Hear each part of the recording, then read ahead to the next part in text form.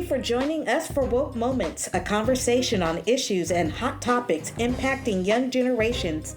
My name is Janet Kelly, and I am the Executive Director of Sanctuary of Hope, as well as your host. So now let's jump into a moment of awakening. Woke Moment! Good afternoon, everyone. Welcome to Sanctuary of Hope's podcast, where we have conversations on issues that young people and their communities care about.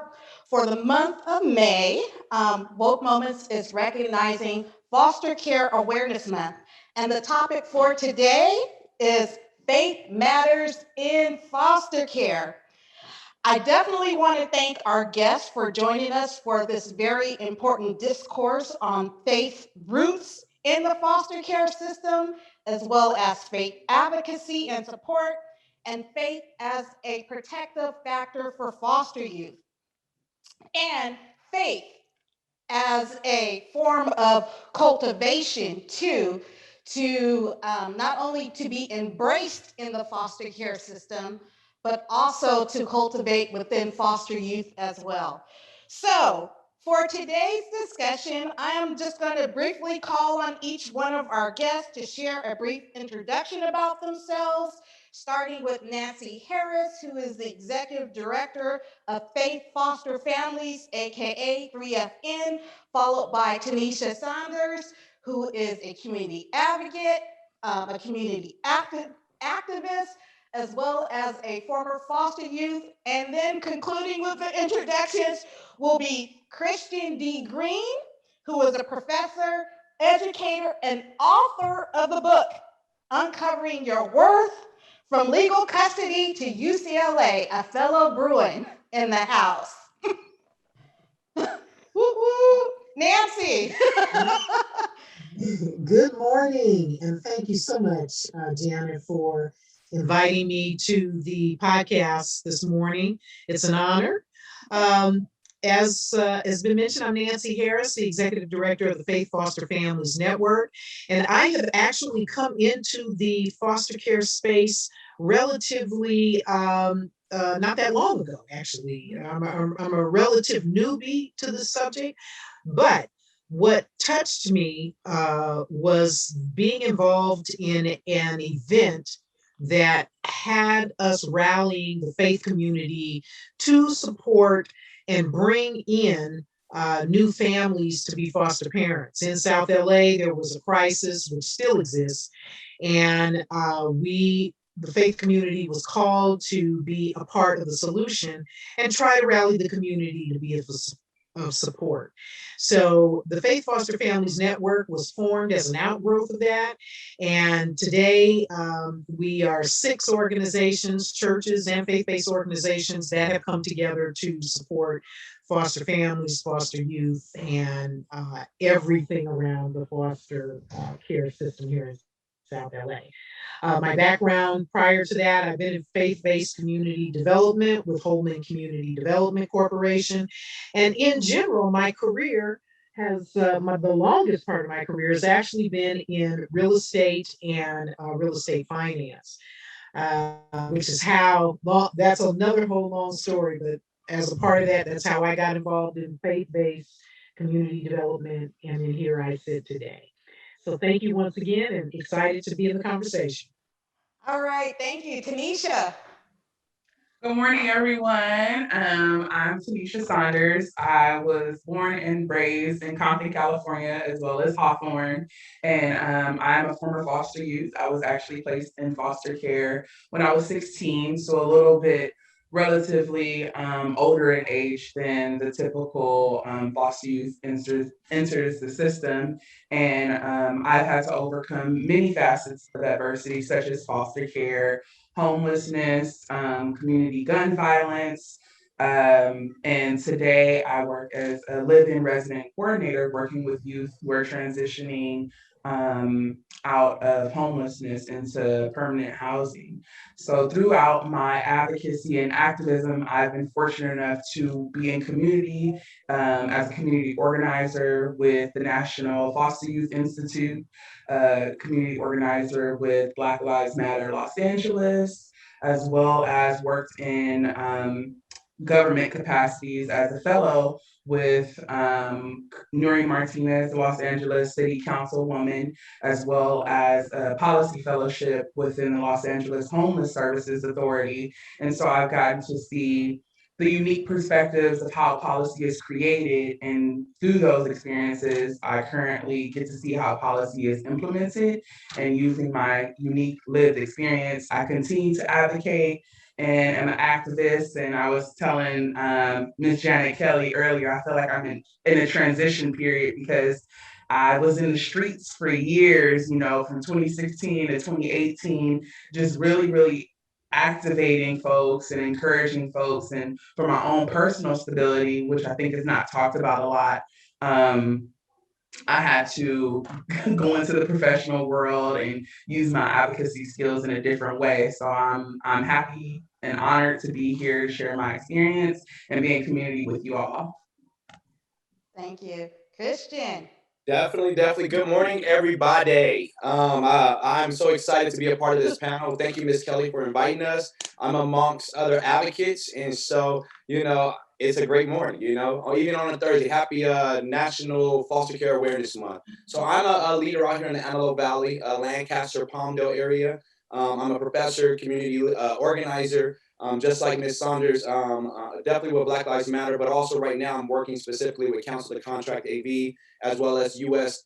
Truth, Racial Healing and Transformation Coalition. I served as a youth pastor since 2008, so about 13 years now.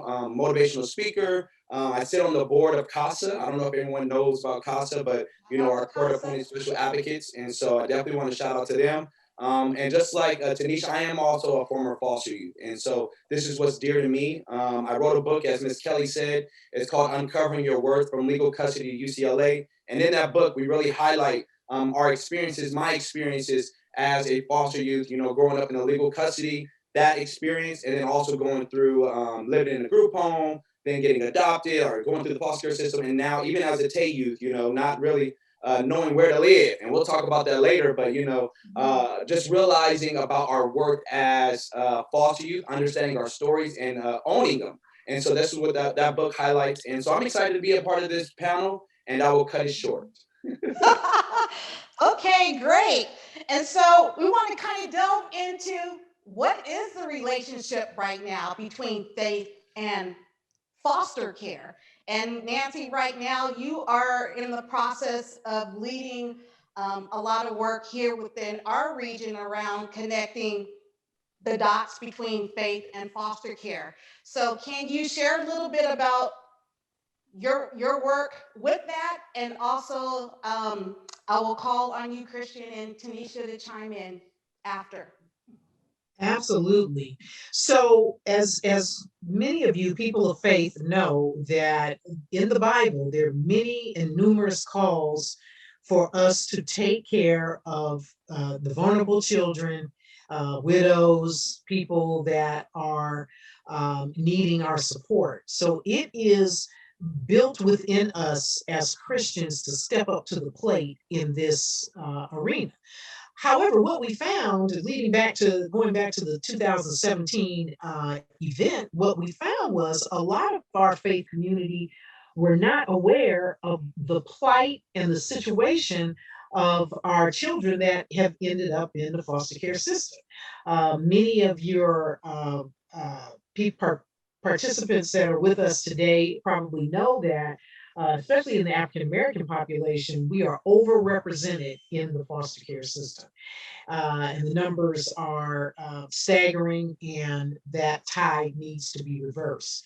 The only way we are going to be able to make some movement in these areas is if we pull together as a community. And the faith community, being that we are uniquely called to do this, is the group to do this. And so we have rallied the churches, 6, as I mentioned before, to really step in the gap in many ways and really, first of all, start educating our congregations. So many people, foster care I found was very, very interesting topic because it's kind of like a secret, secret society. You don't know a lot about it unless you know someone that has been touched by it. But if you don't if you're family or you don't know anyone that's been touched by it, you know very little about it. And so that's what we found. So a lot of our work is around raising awareness, educating our congregations and our community on statistics and where we can always step in. The other interesting thing about our work is that we are trying to encourage people to be of a support system from top to bottom, not only stepping in to become resource foster parents, if that is your calling, but even to step into the arena to help at an event. You know, if we're doing a food distribution or resource distribution for families impacted by child welfare, getting the community engaged and helping in that level. And then as people learn and become more comfortable, then we can move them up to various different ways that they can serve. At the Faith Foster Family Network, we do tangible resource distribution along with our education and awareness, and that is to families in the system, that is to foster youth, whatever someone may need. In fact, before I jumped on this, we were actually talking about, I was talking to some of my colleagues, arranging some items for a foster youth that is actually expected. And so we're pulling resources together for that. But also being there to be mentors, being there to provide that spiritual support. And I know we're going to get into this a little bit deeper, because there have been conversations, you know, not everybody is comfortable stepping into the faith arena. We've had to adjust the way we handle ourselves as it relates to this population. So I'll stop there. And Tanisha, in listening to Ms. Harris share, I mean, that's a lot of information, especially around the need for more faith groups and populations and congregations to be involved. So can you share your background and experience about connections of faith to foster care?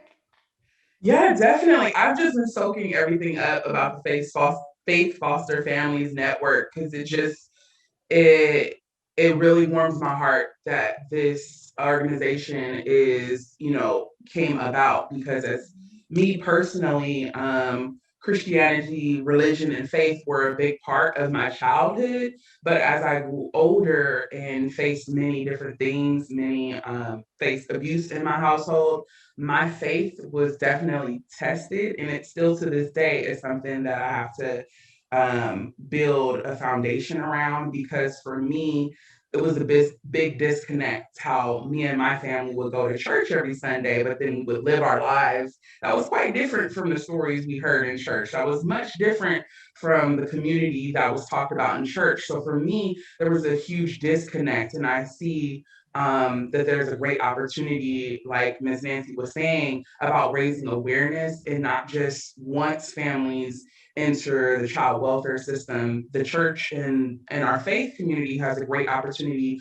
to be interventionalists, to intervene, to be a resource for families because a lot of families, a lot of children who enter the child welfare system, as you talked about that disparity, Black children specifically are 10% of the population, but represent 40% of the foster care children. And so one of the things that I looked at when I went to school, I didn't talk about my educational background, sorry y'all. One of the things that I looked at when I went to school was why was that? And a lot of times that came down to neglect. Well, neglect is a very broad band arena to group people in. So neglect could be that your mother is a single mother and she has to go to work to provide for the family and leaves her child or a 12-year-old at home to watch her 8-year-old. That is considered neglect. So the church and the faith community has opportunities, so many opportunities to be interventionalists, not just once a family enters the child welfare system, but to address those gaps that exist that push people into these into the child welfare system. And so there's many different ways that the church can show up before families enter the child welfare system, because it's, for me personally, I went from being a straight A student to failing out of high school when I was placed into foster care, because like Miss Nancy said, it's not something that's talked about. It's not something that folks know a lot about, and it's actually very negatively stigmatized. So when I was placed in the foster care system, for me and my family, I felt a lot of shame. I felt that I was telling my family's business when, if you grow up in a family that's Black or families of color, what goes on in our house stays in our house. And that may be for even more families. But that's also how abuse is allowed to permeate and last for so long. So, like I said, from my personal experience, my faith was tested for so long that I didn't truly understand faith. I didn't truly understand religion. And like I said, that's something that I'm still trying to wrap my head around.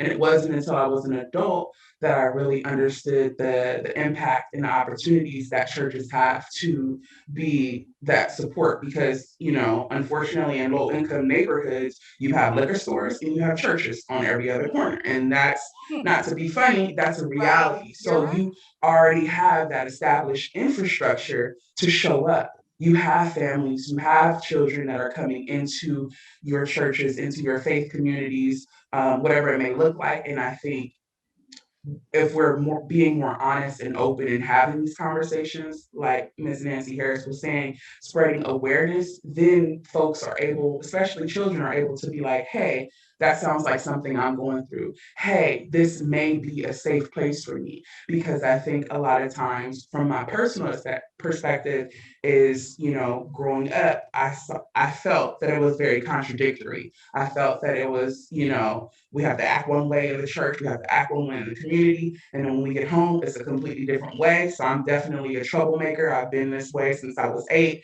very outspoken, because I was 8. Our children, millennials and Generation Z, we not having it. We not having it. If we're going into spaces and we're not being spoken to and we're not being acknowledged, if our situations are not being acknowledged, and that's foster care, homelessness, that is the criminal justice system, that is our education system. And this is, like I said, these are infrastructures that already exist. So I'm really, really glad to be in community with the faith foster families. You gotta say that 3 times twice. Oh my gosh, I'm getting tongue tied. But I'm just so excited that you all exist, and I look forward to continuing to work with you all and spreading awareness, because the faith community is one of our largest communities, if not the largest community, especially in South LA. And there's a unique opportunity to not just add to those 6 partnerships that you already have, but to really stand up and address these disparities, and stop these pipelines into the foster care system, because we know what happens when our children and our families enter the foster care system. More oftentimes than not, there are many negative outcomes, and they're a pipeline to, the prison industrial system, to homelessness, and all these other things. So definitely excited to know about your organization and to work with you. And I think, I mean, what you even hit on too, Tanisha, is even, and Nancy, is just how powerful our pulpits, our places of worship, our sanctuaries are very strong, powerful platforms in which we can collaborate more with around the foster care system. And Christian just shared with us that he's clergy, right? He's a youth pastor. So, what type of ministries can play a role in advancing issues around foster care? Yeah, definitely, definitely. It brings me back to the scripture about it's in the Bible. It talks about how Jesus replied, "Love your God, love the Lord your God with all your heart, your soul, with all your mind. This is the first and greatest commandment, right? But then the second is to love your neighbor as yourself."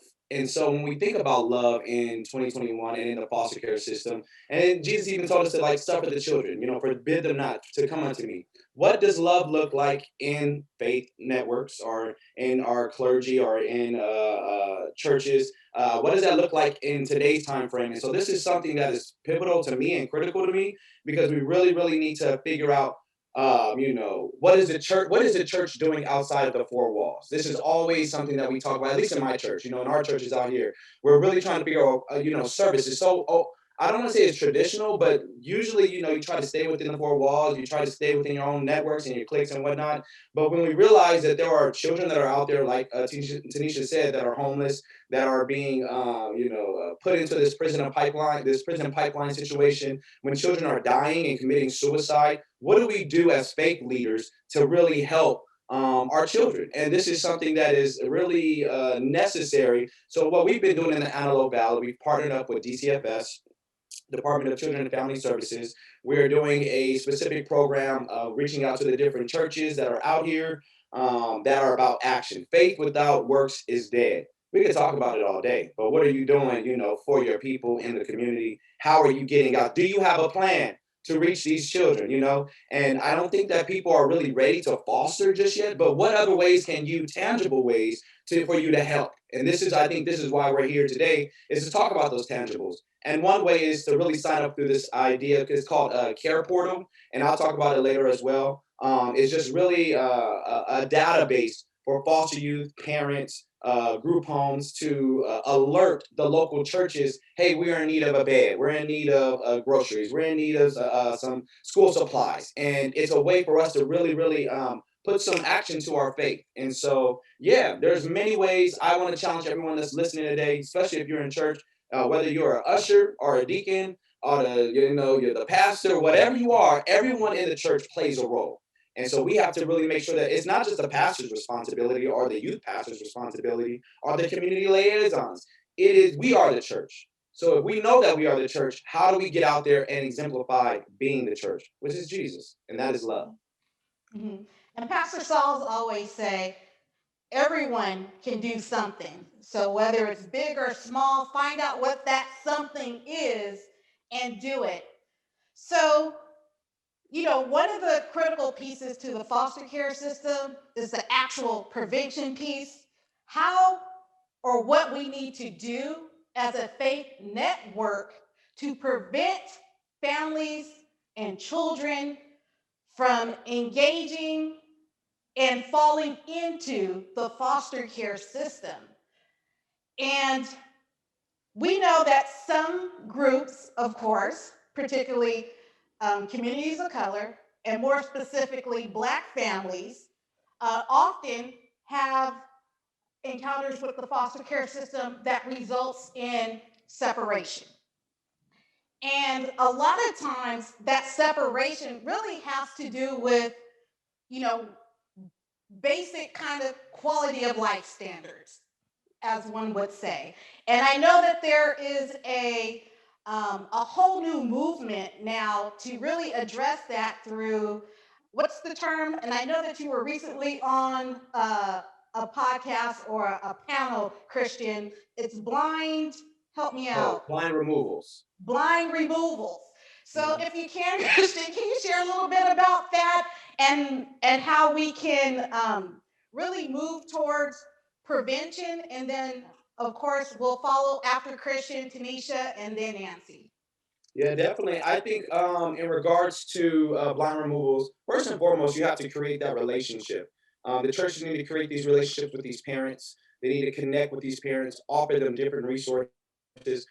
And, this is before something happens with the family. Just kind of like what Tanisha was hitting on in regards to neglect. Some of our parents just don't know how to be good parents. And so do we fault them for that? No, because we don't know what kind of generational things that they were dealing with, generational trauma. My mom was heavily, she was incarcerated when she had me, so I was born in prison.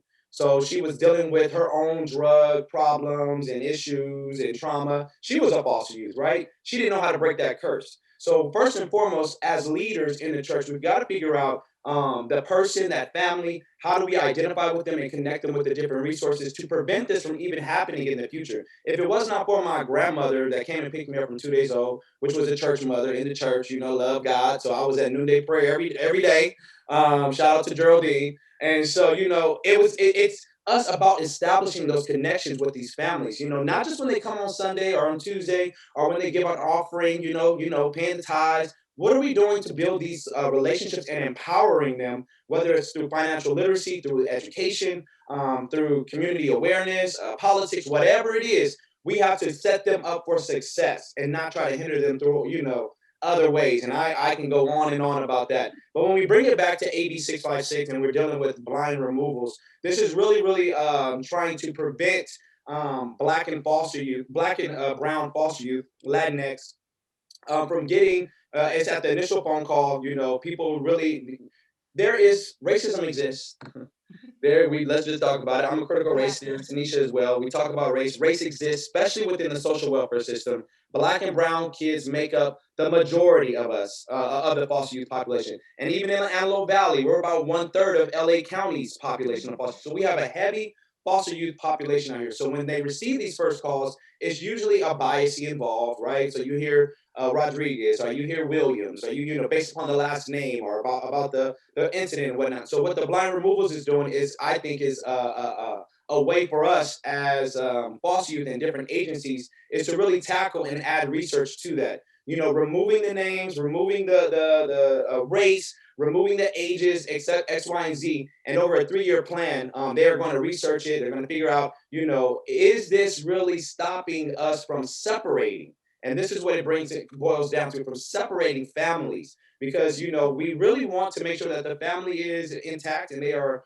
well versed, they know what they're doing. And so for me, I think AB 656 blind removals will give us an opportunity to really look at race, even though people think we live in a colorblind society. However, this is going to be a new opportunity for us to research, add some data, and if it don't work, then we'll figure something else out. Sorry. Tanisha? Yeah, and definitely there are cases where children should be removed. Let's be clear about that. We're not saying that it's always racism or always these things. In my personal case, I believe I should have been removed because of the abuse that I faced. So there are those percentages of the situations where children and families need to be strengthened or separated to be strengthened. And I think the faith community has a great opportunity, because I guess going back to neglect is my focus, because the majority, again, of children who are removed are based on neglect. So basically, we're punishing folks for needing support, for needing tangible resources. And so again, when we talk about protective factors, the faith community has a great opportunity to step up, because when you look at a family and they're connected to an organization who supports them with, say, childcare, who supports them with obtaining employment, that family is that much more strengthened because they have connections to pro-social support in their community. So I think it's really important that we just emphasize not just the foster care parents, like Miss Nancy was saying, but just being holistic in the way that we support our families and our children, and really being a safe haven. And I think for me, like I was talking about my personal experiences, it wasn't until I was an adult that I really garnered these social experiences with the church, and that was off of Adams. That was McCarty Memorial, through my organizing with the Black Lives Matter Los Angeles. They had a freedom school, something that they put together with volunteers to provide freedom school education, food, daily activities in the summer for families who were not just in need, but wanted their children, and the children wanted to be educated on abolition, wanted to be educated on what Black Lives Matters is, and in a safe community. And so for the church to open that opportunity up for free uh, was a big deal to me, because it was like, here you are showing up in community, addressing multiple different things. No, it wasn't specifically about foster care, but those are protective factors. And then going over to Holman with Pastor Sauls, which he's just so amazing. Like, I think he's like my uncle. Because I was fortunate enough to be a servant leader intern with the Reed Lee Freedom Schools through the Children Defense Fund. So one week I'm down the street at McCarty Memorial. Then the next week I go up to Holman and start a 6-week school opportunity where we were working with families during the summer again to provide education, childcare, safe community environments so that, that's helping families so they're not overstressed about childcare while they're also working. Their children are in a place where they're protected. Their children are in a place where they can be social, where they can learn, so they're not experiencing that learning gap, which happens over the summer for a lot of our families. So I just talking about protective factors in non-traditional ways and how the faith community can step up with their existing infrastructure is just huge to me. And so yeah, I forgot what the question was, but I just wanted to share that. You did a good job. Nancy, can you talk a little bit about even some of the work that 3FN is doing around strengthening families so that, one, for those who have not entered the foster care system, um, can have the necessary supports for their families, as well as those who are currently supporting young people within the foster care system so that young people can feel a sense of permanency. Yes. So, well, before I comment on that, I want to go back and comment on the blind removal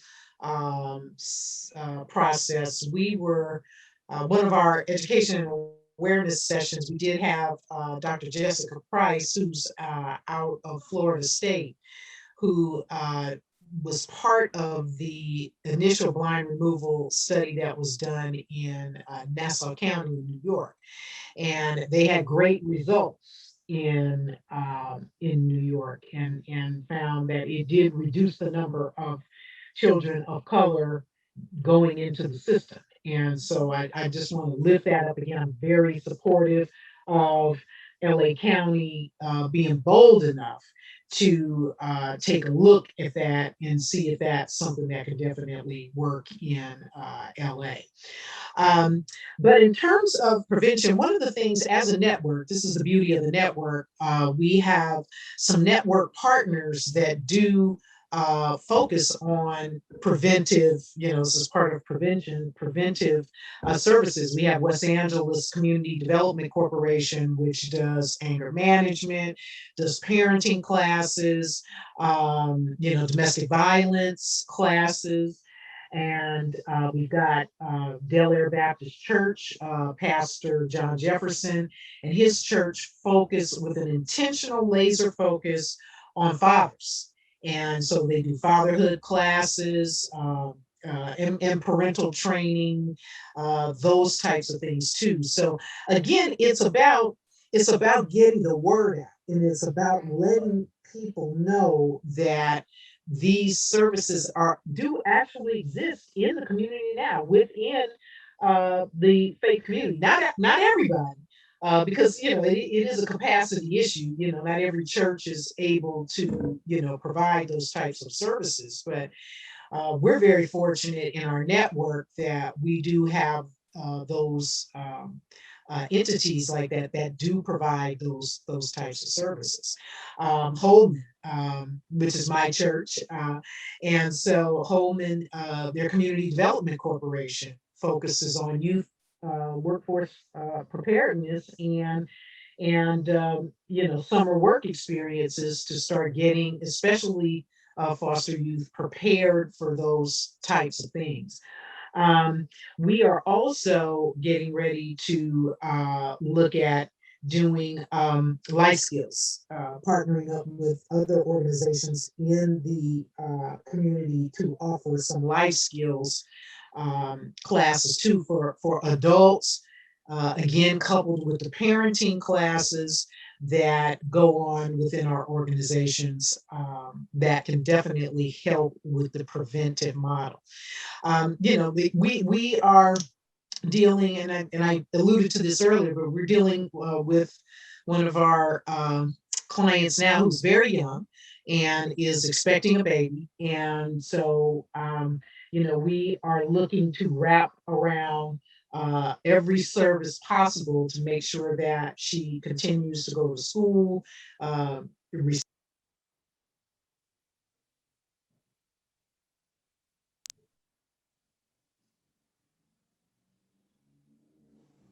I think you need to unmute yourself, Nancy. Okay, am I good now? Sorry about that.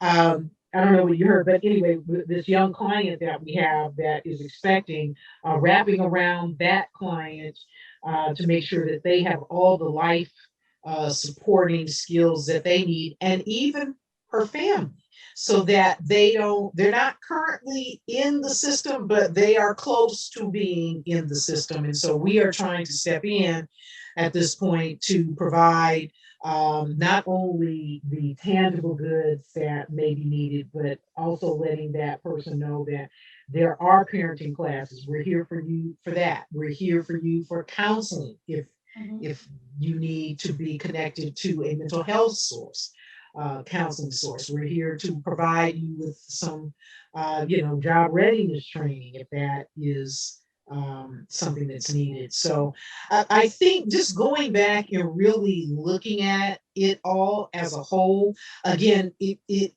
church capacity, there is that can be an issue, but going back to the comment that I made, that everybody's made, that everybody can do something. Even if you, as a church member, are helping at an event, Mhm. these and supporting these are important things that every church can do. Again, literally, I'm in the process of rallying some of our church members to step up for some of these goods that we're talking about. And Christian, I'm very familiar with the care portal also too.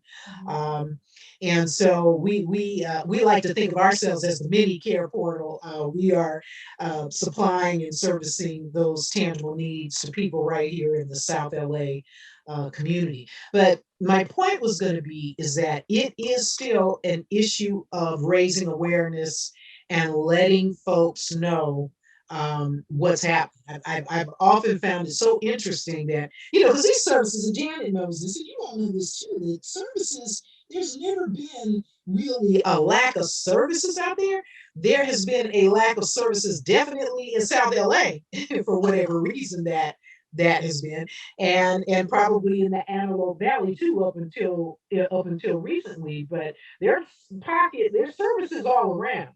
So what we want to try to do is make sure we flood the South LA area, and I'm sure they're doing this in Antelope Valley too. We want to flood this area with services, and we have to let folks know that there are, um, whether it's through primarily through your churches, you can get connected Right. to these services, and you don't have to travel or let there be a transportation issue that keeps you from getting those services. That is the whole point of activating the faith community, is to say, hey, we're here, we've got these facilities, we've got people, and we have them right next door to you. It's just getting that word out and raising the awareness and letting people know that we're here. So we're going to talk about faith, foster parents, and kinship care, right? Because they're so needed, especially for older children in the foster care who are wanting and longing for relationships and a home. So, Christian, you talked about being in kinship care and talk about some of the benefits of that as well as the benefits of growing up um, in faith. Definitely. It's so much to unpack here. So with me, my grandmother that raised me was, how do I say this? I hope you guys can follow it. Was my mother's baby daddy's mama, and so not necessarily blood, right? And so I was raised by my foster, and I consider her blood to until she passed away when I was 15. So I didn't know that until maybe 3 or 4 years ago. So recently, goes back to secrets and all that other jazz.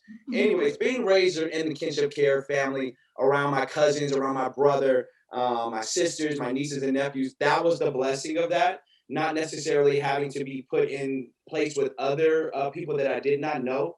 So I think that for me, I didn't really grow up like too much struggling because my grandmother and my grandfather, they were retired. They were getting, financial services through the state and whatnot. Growing up in the church, we were able to have that support system really in Sunday school, right? I love Sunday school growing up in Fresno. I was raised in Fresno during those time frames, and then came out to Lancaster. And so for the church and growing up in the faith world, faith is what really kept me, and that is something that I say all the time. It was nothing but faith and hope and keeping that alive, and believing that that God has a greater purpose for me, my life, despite my parents not being there, despite them not wanting to be there, despite them having their own problems and trauma. It was a real blessing for me to be raised by my grandmother. And so that's why I started a nonprofit. It's called Jerry's Place.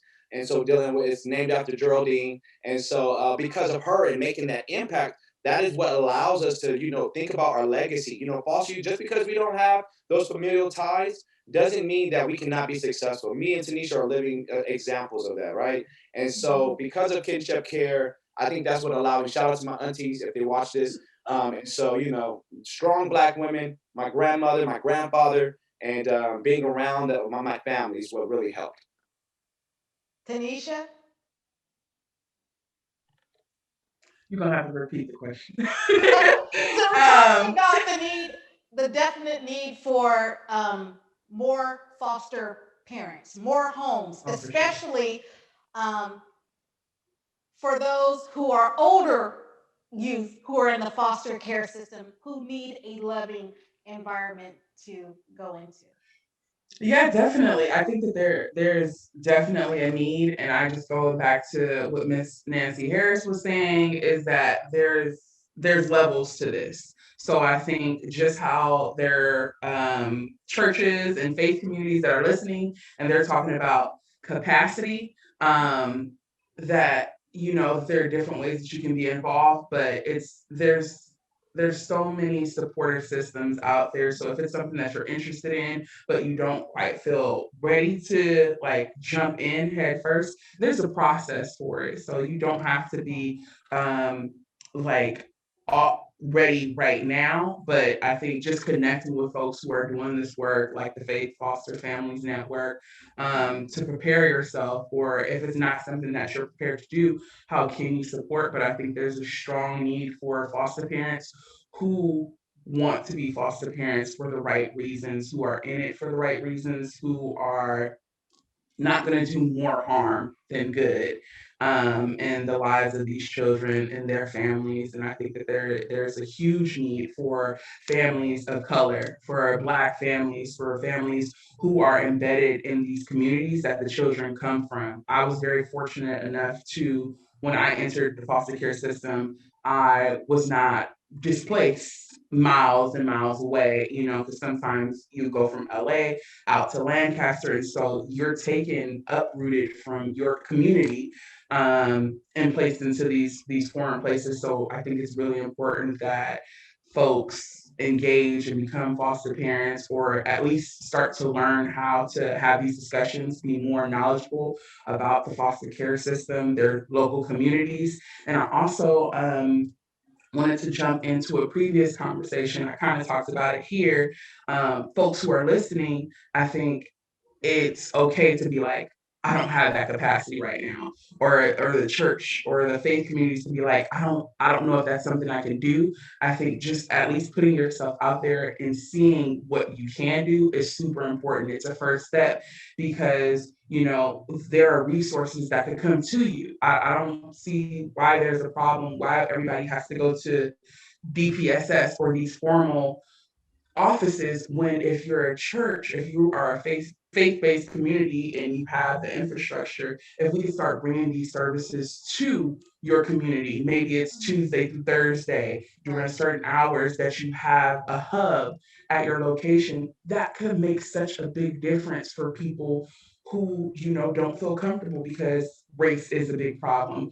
Or if you don't have a certain income, you feel like you're being looked down upon. If you can go to somewhere in your community, such as your church, to access resources, I think that will make a big difference in families getting access to the care that they need. instead of having to be forced into situations where it's like they're being penalized for needing support. So there are many different ways that the faith community can show up, and there's many different opportunities for folks to become foster parents, or foster community. We don't just need foster parents, we also need communities that are supportive of those foster parents, because you often get foster parents who may feel shame because it is difficult, it is hard, and they may not want to speak up about these things. So you can have foster parent groups. You can have basically building community around the foster care system is what we need, so much more. And again, the faith community is it's right there. You have the infrastructure, and even if you don't feel like you have the capacity, there's room. Everybody can do something. Yes, and the faith community is literally in your face, and that's part of the work that 3FN is doing, and I'm hoping Nancy will share about is around foster parent recruitment. Mm. Nancy? And Christian, you want Yeah, to and I think Christian this will has, be and then good. I'll get back to that, Janet, in just a second. Perfect. So before Miss Harris talks about that, I just want to add my youth pastor after my grandmother passed away that raised me from 2 days old at 15. My youth pastor church came in and they took me in as their own, being my foster family. So really, faith foster families. We created a foster family at that time, right? So his mom, Bernetta, shout out to Bernetta. She raised me from 15 and a half. I went to a group home for a month. That was the worst experience of my life. And then after that, I went into the foster care system with the Doris family. And it was because of my youth pastor and my foster mom. They had that relationship, of course, with my grandmother and stuff of that nature because of, I was in the ministry doing stuff. I was really active as a youth leader, but also just realizing that, what, let me step up to the plate. Let's see how we can do it and see how we can help. Now, he wasn't able to do it. However, his mom was able to do it, Miss Bernetta. And so that was the blessing behind, families working together. They had like a church meeting with all the deacons and the evangelists. How do we help this young man? How do we, figure out, to remove, we don't want him to be in the group home. We don't want to be in the system. And they all came around together and really helped and provided that home. And so foster parents is so necessary. There you go. Right. Alley. And that's faith in action. That's totally a good description of Yes. faith in action. Nancy? Yes. And so, there are many concepts out there, some of which we're in the process of testing, where we have mentor families placed out in the community that can serve as mentors to families on the edge, and even mentor families for foster families also too. So we're looking at that concept. And so there are numerous other types of supports. We know that some of our children exist in homes where the race, there are different races of people in care. And so the faith community wants to be that resource for those families also too, so that the child has the best in care experience that they can have. So we're testing a lot of ideas and pilots out there. But back to your what you wanted me to speak about, Janet, what we are doing to recruit foster parents, especially foster parents of color, because again, as the Faith Foster Families Network, we serve all, but we're intentionally focused on improving conditions and improving outcomes for African American children, as well as, and that includes African American foster parents and bio parents and the like. So one of the things that we're doing, we are really in the middle of a recruitment campaign. And this started, it actually started when we started, in that 2018, 2019 timeframe, and we would hold events. We would hold resource events. We screened at several of our churches the documentary Foster and had wonderful panel discussions. We invited all the participants in Foster. Many of them participated on our panels. And what we found out was that still we weren't getting a lot of people coming out from the community. And so, we were all scratching our heads because we were kind of under the impression, hey, the churches, these are pretty prominent churches in the um, um, um, in the city, and why aren't people coming? So we then, we build it, they will come. Well, okay, we built it, they didn't actually come. So then what we ended up doing was conducting a focus group at the end of 2020. We talked to close to 100 people in South LA, all African American actually, and wanted to find out what is going to encourage you to get involved and ultimately become a foster parent. And so the number one thing they said was education and awareness risk. Leading into the beginning of 2021, which is really our recruitment and awareness raising campaign, we conducted 4 virtual events starting in January, where we actually had Dr. Jessica Price talk about blind removals and what have you.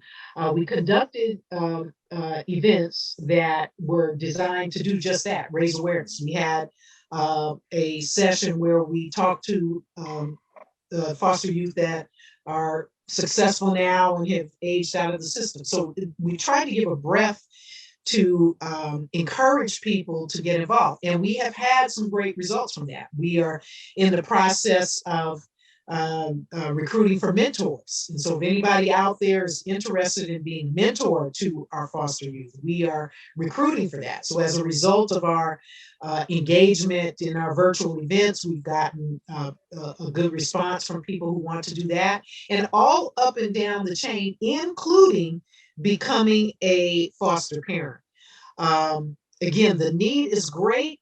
That is an upper level commitment. And but the important part is that we as the Faith Foster Families Network are going to be there alongside of you to not only walk you through the process, but then be there for support for you. And Tanisha, you hit it right on the head. On Wednesdays, just last night, we had our what we call our caregiver check-in, and we probably had about 7 caregivers on the call. We invited Charity Chandler Cole, who's the new CEO of CASA. She joined us in our caregiver check-in last night, and it was just a wonderful experience. The caregivers appreciated because we're providing information and a space for them to be heard and be supportive. So it's we once we'll help you make that decision. And then the important part is that as a new foster parent, there is going to be a support system there for you all along the way. Great. And so we're going to transition, and this is more going to be specific to Tanisha and Christian around faith as a protective factor, the importance of spiritual counseling, the importance of spiritual support. I always say this all the time. I have never met a foster youth that have engaged in services that hasn't had a Bible or even a Quran, because their faith is actually sustaining them, right? And I think it's very important, even in the non kind of congregational, in the secular world too, to embrace faith as a very important protective factor, and to also support young people in their faith walking journey. So, Tanisha, um, I would like for you to talk a little bit about faith as a protective factor, and then from you, we'll go to Christian. But I would like for Christian, as he's listening to you, to also talk about his book as well and why he wrote it, and if there is a faith aspect to his book. Yes, that's a loaded. Okay, you wrapping this up. I'll give the secular response again, because my faith is something that I'm still working on, and for me, what was really important was being surrounded by community, and I saw faith in through the people who I connected with. I saw faith show up in community through Pastor Saul, through Pastor Eddie Anderson, through people. And I think that that's really important because sometimes when I hear faith, I get really intimidated because it's not something that I'm well versed in, but I know it's something that I believe in. It's something that's a part of my reality, but I feel like my other needs have always superseded that. But faith got me through because of my connections to people. They restored my faith in God, restored my faith in um, and if you do hard work at the end, you'll reap the benefits and you'll get positive results. So um I'm speaking very secularly. My faith comes through the actions of others and seeing their faith is so strong, and so it's something that I'm still working to get connected with.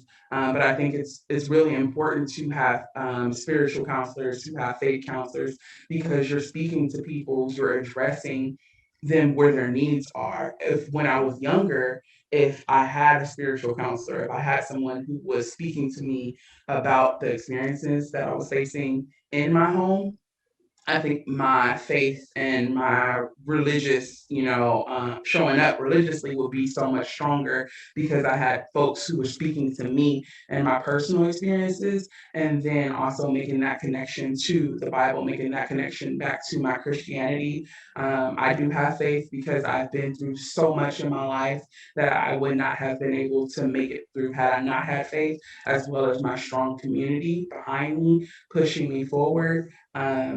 And I think there's more than enough room for spiritual counselors, for faith to show up, because faith is so embedded in our communities.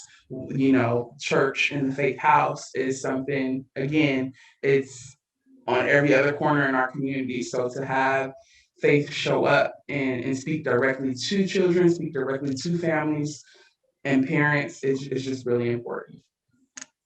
Mm-hmm. Christian. Definitely. Yeah, definitely, definitely. Thank you to me, Tanisha, for sharing.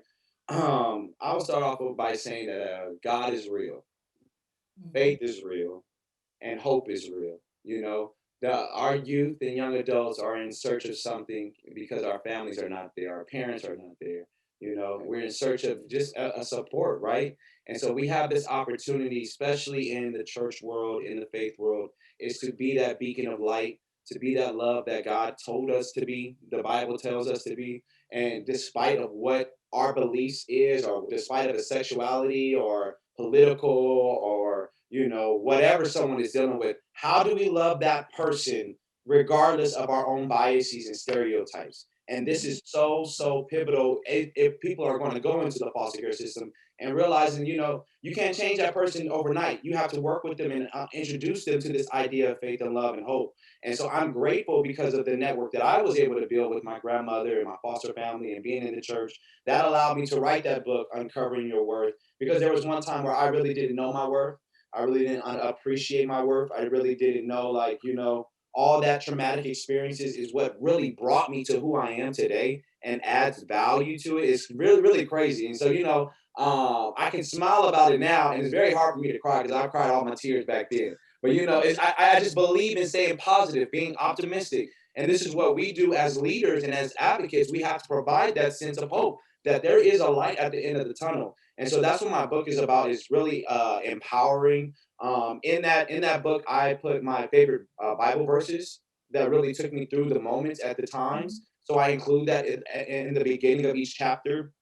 Each chapter is based upon location. So I was born in San Bernardino, raised in Fresno, then Lancaster, then moved to Sacramento, then came back to LA, go to UCLA, got my degrees, and now I'm back in Lancaster. And foster care is about movement, placement, like going transitions, and this is something that I really just thought about it. I was very intentional. I prayed about it first and foremost. And I was like, okay, well, God, how do you want me to do this? Bless me and figure out how to word this, be transparent, be accountable, be very open, because families back in the day, and over time, but we used to hold a lot of secrets, especially in our families. And so for me, it's about really being open and transparent and calling to action. So at every chapter, there's a workout plan. Like, what did what was your experiences as a youth, or what are your dreams, or in the next 5 months, 6 months? It's trying to put action to that faith. And so for me, God really opened that door in regards to getting that story out. I've been blessed to share with a lot of different people,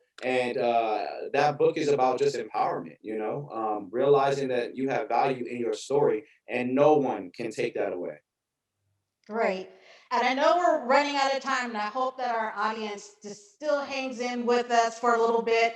But I wanted to put this out here because, at this present moment in foster care, many foster youth are about to experience a housing cliff, especially those foster youth who are in THP programs, those foster youth who are exiting IOP programs, a lot of those foster youth who had their housing extended due to the pandemic, and now we're at a point of recovery, and the moratoriums are being lifted, and so there is going to be this huge surge of foster youth who are going to be housing insecure and unhoused. And when I say very soon, we're talking about September, right? So, knowing that this housing cliff is really in our backyard in the next few months, what should our faith communities be doing right now to plan to support our foster youth?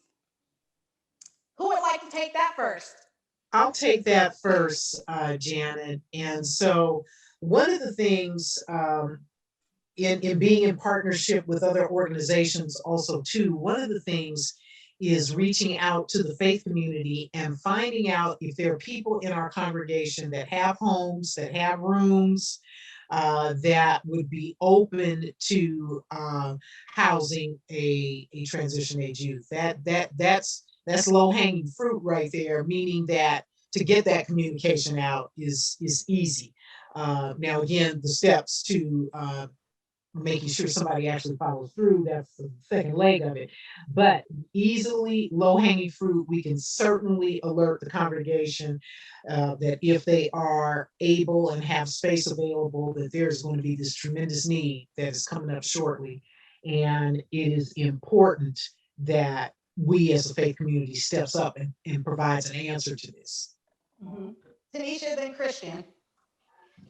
And also I think advocating around that, speaking to our housing leaders in our communities, going to LASA, if 3FN has an advocacy arm of the organization. We are armed with this information. We know what the outcomes are. So how are we also, as the faith community, advocating within these government organizations? So how are you talking to them? Because September is not far away. Time is not on our side. And I think in Los Angeles, we are geared with these dynamic issues of housing crisis that is on top of us, where we have gentrification, we have folks that are being displaced and priced out. And so it's just like it's this harsh reality for me personally as a former foster youth. I'm 31, and for the first time in my life, I'm experiencing stability where I can experience a crisis and be able to bounce back from it. The only way I'm able to come back to Los Angeles, the place that I grew up in, is because I get housing along with my job. There's no way I can do this work that I love doing and survive out here. I'd be back living in my car. So I think those realities are really, really hard. And we need our faith community to really rally behind us and rally behind the awareness that you all have and advocate with the leaders who have the money and who have the power in our communities to be like, hey, this is coming up. And as well as what you said, Miss Nancy, host home. You're opening up your home, and there is an infrastructure where folks can get a stipend for opening up their home, opening up an extra bedroom. We know empty nest syndrome is something we're asking folks not to sell their homes, especially Black folks. Do not sell your homes. in LA, keep that in your family. And so, if you need a little bit of extra income or if you're open to opening your doors, I think that is realistically the two main things that we can do, because non-traditional housing is where it's at, because the housing prices are so unaffordable out here. So please open your doors. Please work with the housing authorities in Los Angeles. Yeah. And work with us too, because we're in the process of starting our household program sometime in September, and we're going to be hosting some training programs as well. Y'all need to start in So- June. Start in June, so you ready for September, because you're gonna get that Well, flood of folks. that's true too, but I think we're not going to be ready until September. But at least we're getting ready, and that's the most important component of it. And we're inviting everyone, if you have an interest, to please connect with us, send us an email, leave something in the inbox or the chat, so we can get connected. Christian. Yeah, real quick, because my colleagues really said it all. I will say, add when you were talking about the question, I was saying buy property. Like we need to start buying property, Right. so then we can create a team that will be able to do that. I know that group homes are not the thing nowadays, and it's not allowed really too much. But we may have to figure out some type of housing. Shared housing. Shared housing. There's community homes that's being out here in the Antelope Valley. I know specifically our mayor and them are not proponents of group homes, and that's a whole nother story. But in regards to reaching out to our elected officials, adding on to what Tanisha said, reaching out to our elected officials, our senators, our assembly people, our county supervisors, to see what kind of money can be allocated to prevent this. Like you were saying earlier, it's about prevention. And so for me, we need to get, and I'm on Tanisha's on tail in regards to like adding onto her coattail, is that we got to start in June, June, July, like ASAP, if that's good, because this is the first time I've heard of this. So now my mind is thinking and flowing and figuring out how do we, address it. Absolutely. And so I want to thank you, Nancy, Tanisha, Christian, for joining us for today's conversation. And normally, what we usually do at the end of our Woke Moments podcast is actually end with the woke moment. So you could start with, and a woke moment could be a reflection of what we talked about today, or a woke moment could be something that you want to leave with the audience. And we normally start off with my woke moment is, or my woke moment was. So let's begin with you, Nancy.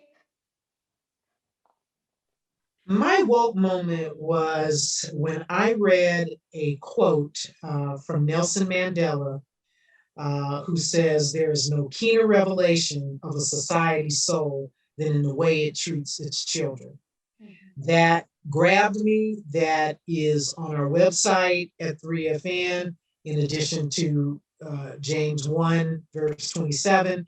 That that shook me. It has stayed with me, and it is true. And we have to do better by our children. Tanisha.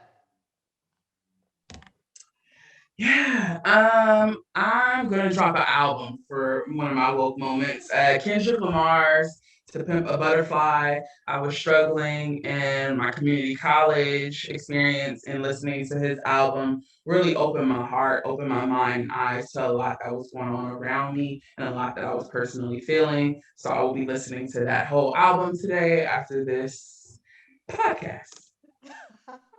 All right. Shout out to Kendrick Lamar. That's right. Christian. Compton. I would say my woke moment is or was what was stated today by Miss Saunders, and she said, "Hope is intimidating. I mean, faith is intimidating. Mhm. Faith is intimidating, and faith can be intimidating in this time frame because there's a scripture now. Faith is the substance of things, hope for the evidence of things not seen. Because we cannot see it, it's hard for us to really think that we can attain it, and we live in a society where it's just very, it's we're lacking that hope and lacking that faith.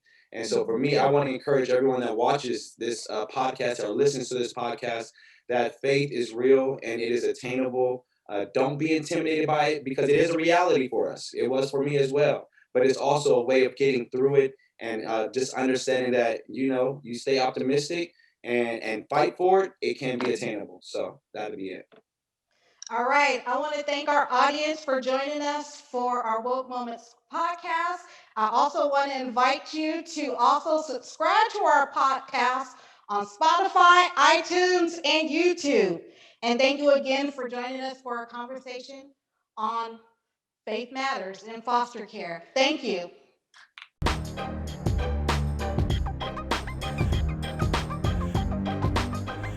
Thank you for listening to Woke Moment. For more information about our organization, please visit SOH.org. Subscribe to us for a Woke Moment wherever you listen to podcasts.